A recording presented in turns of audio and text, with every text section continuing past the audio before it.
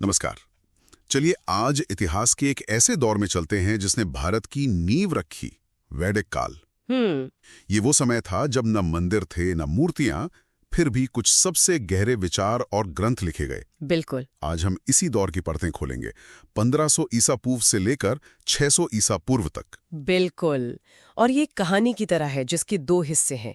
पहला ऋग्वैदिक काल जो 1500 से 1000 ईसा पूर्व तक का है, जहां समाज कबीलाई और काफी हद तक बराबरी वाला था। और दूसरा उत्तर वैदिक काल 1000 से 600 ईसा पूर्व का, जिसमें सब कुछ बदल गया। समाज, राजनीति, धर्म, सब कुछ। अच्छा। प्रतियोगी परीक्षाओं के लिहाज से हर छोटा बड़ा तथ्य यहाँ जरूरी है, तो हम हर पहलू पर गौर करेंगे।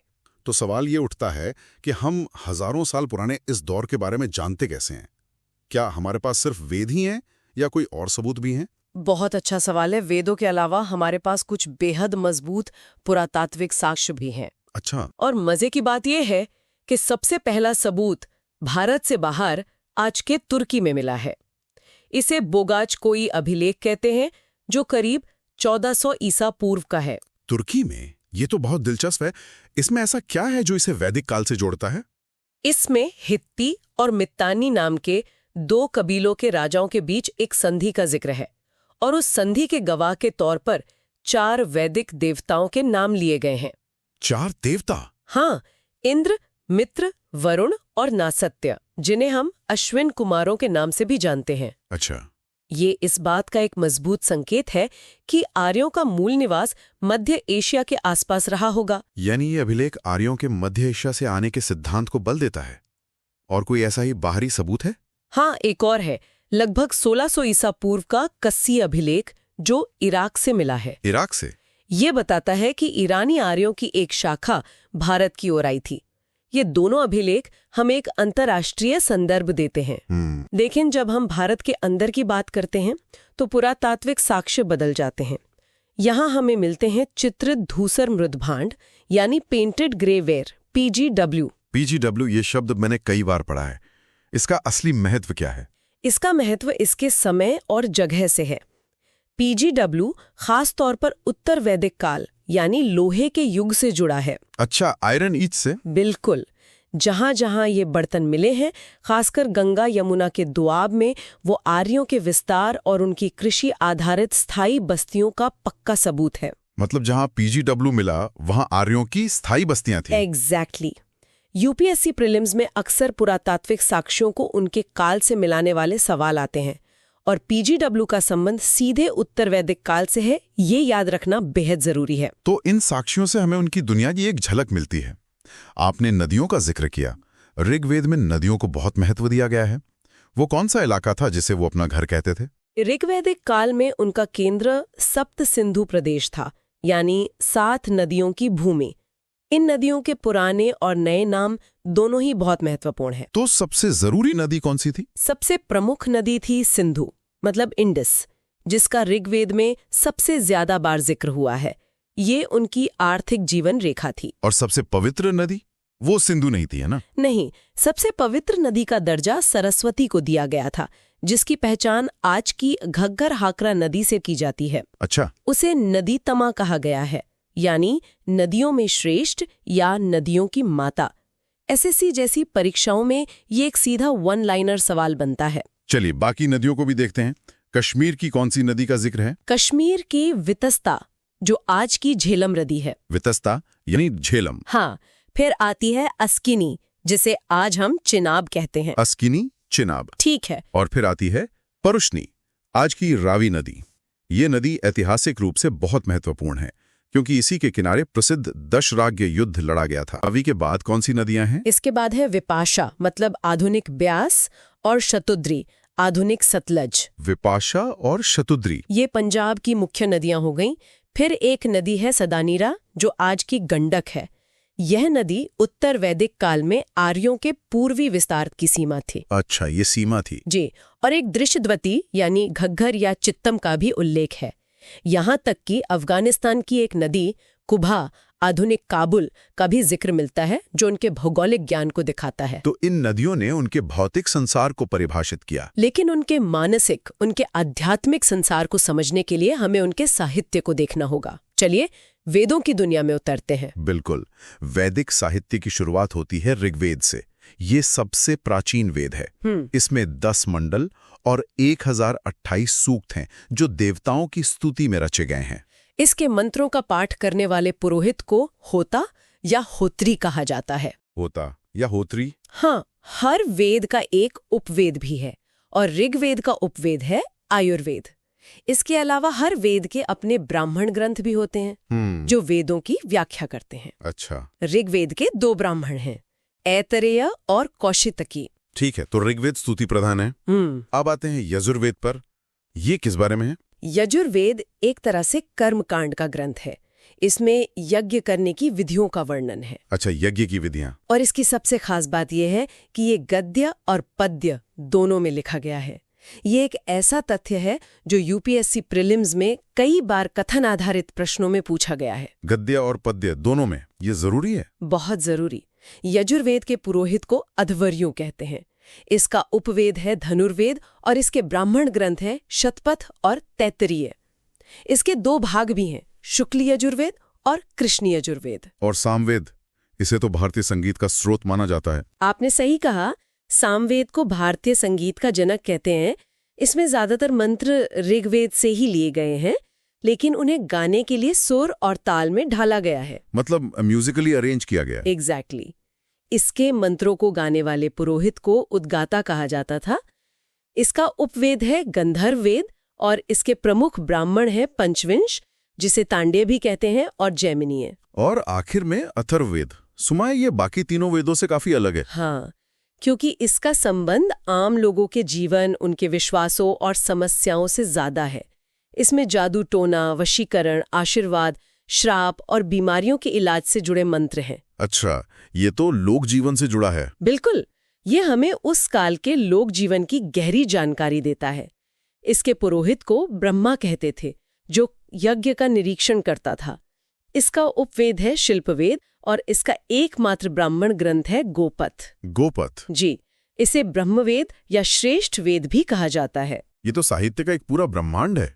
अब जब हमने वेदों को समझ लिया है, तो चलिए सबसे दिलचस्प हिस्से पर आते हैं, ऋग्वैदिक और उत्तर वैदिक काल के बीच का फर्क। ये सिर्फ समय का बदलाव नहीं था, ये एक पूरी सभ्यता का कायापलट था। राजनीति से शुरू करते हैं। ऋग्वैदिक काल का राजा कैसा होता था? ऋग्वैदिक काल में कबीलाई व्यवस्था थी। राजा को जनस्य गोपा यानी कबीले का रक्षक कहा जाता था। वो किसी जमीन के टुकड़े का मालिक नहीं होता था। अच्छा, कबीले का रक्षक। उसकी शक्ति असीमित नहीं थी। उस पर सभा और समिति जैसी संस्थाओं का नियंत्रण था। और सबसे महत्वपूर्ण बात, इन सभाओं में महिलाएं भी सक्रिय रूप से भाग लेती थीं। महिलाएं भी? ये तो बड़ी बात है। बिल्कुल। उस समय कोई स्थायी सेना भी नहीं होती थी। युद्ध के समय कबीले के लोग ही सैनिक बन जाते थे। और 1000 ईसा पूर्व के बाद उत्तर वैदिक काल में ये तस्वीर कैसे बदल गई? जमीन आसमान का फर्क आ गया। अब कबीले यानी जन की जगह क्षेत्रीय राज्यों यानी जनपद ने ले ली। राष्ट्र शब्द का पहली बार प्रयोग इसी काल में हुआ। राजा अब ज्यादा शक्तिशाली हो गया होगा। बहुत ज्यादा। राजा वंशानुगत और बेहद शक्तिशाली हो गया। सभा और समिति का महत्व लगभग खत्म हो गया और महिलाओं का उनमें प्रवेश वर्जित कर दिया गया। प्रवेश ही वर्जित हो गया? हाँ। विदथ नाम की एक पुरानी सभा तो पूरी तरह गायब ही हो गई। अब राजा स्थायी सेना भी रखने लगा था। संक्षेप में, एक कबीले का मुखिया अब एक निरंकुश शासक बनने की राह पर था। ये राजनीतिक बदलाव बहुत बड़ा है। इसका असर समाज पर भी पड़ा होगा। ऋग्वैदिक समाज कैसा था? ऋग्वैदिक समाज काफी हद तक समतावादी था, मतलब बराबरी वाला। वर्ण व्यवस्था थी, लेकिन वो कर्म पर आधारित थी, जन्म पर नहीं। हाँ, मैंने वो सूक्ति पढ़ी है कि मैं कवि हूँ, मेरे पिता वैद्य हैं और मेरी माता अन्न पीसती हैं। बिल्कुल, ये इसका सबसे अच्छा उदाहरण है। महिलाओं की स्थिति बहुत सम्मानजनक थी। उन्हें शिक्षा का अधिकार था, वो यज्ञ में भाग लेती थीं और उनका उपनयन संस्कार भी होता था। और उत्तर वैदिक काल में ये सब कैसे बिखर गया? उत्तर वैदिक काल में समाज बहुत कठोर और वर्गीकृत हो गया। वर्ण व्यवस्था अब जन्म पर आधारित हो गई और बहुत कठोर नियम बन गए। जन्म आधारित?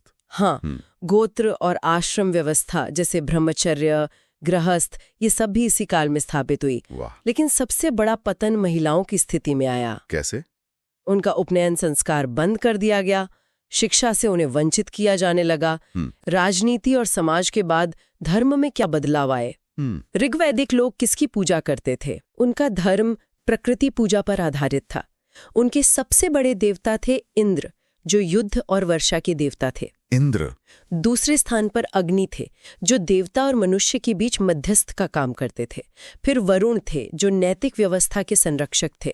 यज्ञ होते थे, लेकिन वे सरल और सामूहिक होते थे। और उत्तर वैदिक काल में ये कर्मकांड प्रधान कैसे हो गया? उत्तर वैदिक काल में धर्म का स्वरूप पूरी तरह बदल गया।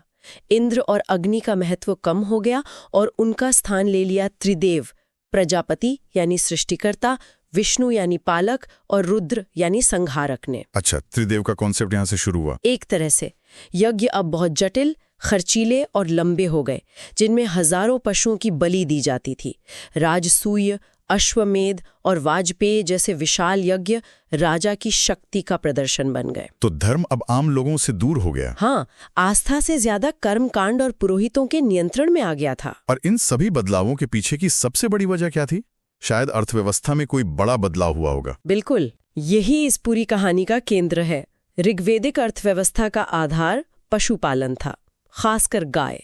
गाय ही संपत्ति का पैमाना थी। कृषि का क्या रोल था? कृषि का महत्व कम था। कर के नाम पर बलि नाम का एक स्वैच्छिक उपहार होता था। लेकिन उत्तर वैदिक काल में एक क्रांतिकारी बदलाव आया, लोहे का व्यापक प्रयोग, जिसे वो श्याम अयस कहते थे। और लोहे ने सब कुछ बदल दिया। सब कुछ। लोहे के हल और कुल्हाड़ियों से जंगलों को साफ करना और गहरी जुताई करना आसान हो गया। इससे कृषि मुख्य पेशा बन गई। अच्छा, तो अब जमीन ज्यादा जरूरी हो गई। बिल्कुल, अब पशुधन से ज्यादा जमीन महत्वपूर्ण हो गई। और जब कृषि से अतिरिक्त उत्पादन होने लगा तो राजा ने बलि, भाग और शुल्क जैसे अनिवार्य कर लगा दिए। और इन्हीं करों से बड़े राज्यों और स्थायी सेनाओं का खर्च उठाना संभव बनाया। तो एक धातु ने पूरी सभ्यता का चरित्र बदल दिया। ये समझना बहुत जरूरी है। चलिए अब कुछ खास शब्दों पर ध्यान देते हैं जो अक्सर परीक्षाओं में पूछे जाते हैं। गविष्टि का क्या मतलब था? गविष्टि का शाब्दिक अर्थ है गायों की खोज, लेकिन ऋग्वेद में इस शब्द का प्रयोग युद्ध के लिए किया गया है। मतलब युद्ध गायों के लिए होता था, जमीन के लिए नहीं। एग्जैक्टली। ये उनकी पशुपालक अर्थव्यवस्था का सीधा प्रमाण है। और गाय के लिए एक बहुत खास शब्द इस्तेमाल होता था, अघन्या। हाँ, अघन्या का अर्थ है न मारे जाने योग्य। ये गाय के असाधारण आर्थिक और सामाजिक महत्व को दर्शाता था। गाय को मारना सबसे बड़ा पाप माना जाता था। कुछ और प्रशासनिक या सामाजिक शब्द जैसे स्पश या भागदूत? स्पश गुप्तचर यानी जासूस को कहते थे, और भागदूत उस अधिकारी को कहते थे जो कर वसूलता था, यानी टैक्स कलेक्टर। भागदूत। हाँ, इसी तरह हल से बनी नालियों को सीता और पुत्री को दुहित्री यानी गाय दुहने वाली कहा जाता था। दुहित्रु, ये तो बड़ा रोचक है ना? एक अमीर व्यक्ति जिसके पास बहुत गायें हों उसे गोमत कहते थे। और एक बड़ा दिलचस्प अधिकारी था अक्षावाप, जो पासे के खेल में राजा का सहयोगी होता था। चलिए अंत में कुछ प्रमुख घटनाओं और लोगों पर नजर डालते हैं। दशराग्य युद्ध का जिक्र बार बार आता है, ये क्या था? ये ऋग्वैदिक काल का सबसे महत्वपूर्ण युद्ध था, जो परुष्णी यानी रावी नदी के तट पर हुआ था। रावी नदी के तट पर। इसमें एक तरफ भरत वंश के राजा सुदास थे और दूसरी तरफ 10 राजाओं का एक संघ था। इस युद्ध में सुदास की जीत हुई। इसमें पुरोहितों की भी भूमिका थी, है ना? हाँ, और ये याद रखना बहुत जरूरी है, राजा सुदास के पुरोहित वशिष्ठ थे, जबकि उनके विरोधी संघ के पुरोहित विश्वामित्र थे। इन पुरोहितों के नाम भी पूछे जाते हैं। और ये पंचजन कौन थे? क्या भरत कबीला इनमें शामिल था? नहीं, और यही सवाल अक्सर बनता है। पंचजन 5 प्रमुख आर्य कबीलों का समूह था: अनु, द्रुह्यु, यदु, तुर्वस और पुरु। भरत कबीला पंचजन का हिस्सा नहीं था। हमने महिलाओं की स्थिति में गिरावट की बात की, लेकिन क्या हमें उस दौर की कुछ पढ़ी लिखी विदुषी महिलाओं के नाम पता है? जरूर पता है, और उन्हें काल के अनुसार याद रखना चाहिए। ऋग्वैदिक काल में जब महिलाओं की स्थिति बेहतर थी, हमें कई नाम मिलते हैं: अपाला, घोषा, लोपामुद्रा, विश्ववारा और सिक्ता। इन्होंने सूक्तों की रचना भी की थी। हाँ, इनमें से कुछ ने ऋग्वेद के सूक्तों की रचना भी की थी। वहीं उत्तर वैदिक काल में हमें मुख्य रूप से 2 नाम मिलते हैं: गार्गी और मैत्रेयी, जिनका याज्ञवल्क्य ऋषि के साथ हुआ संवाद उपनिषदों में दर्ज है। तो हमने वैदिक काल के लगभग हर उस पहलू को छुआ है जो महत्वपूर्ण है, कालक्रम से लेकर साहित्य, समाज में आए बदलावों से लेकर महत्वपूर्ण शब्दावली तक।